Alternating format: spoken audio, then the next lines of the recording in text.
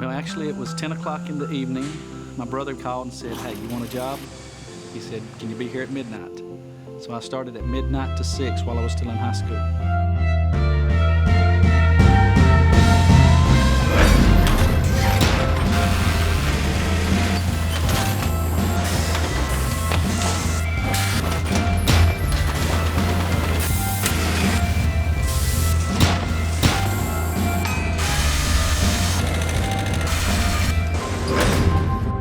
Only one could imagine what Salem would look like if Mannington wasn't here. It's sort of known to be the place that if you can get a job there, you should stay there, and the majority of the people do.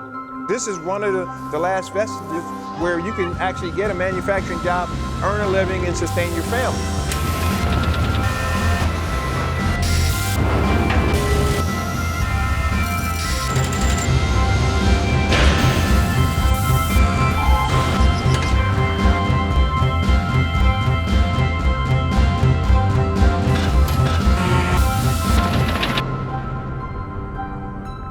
It gives me pride as an American citizen to know that I work for a company that's committed to keeping jobs here in the United States.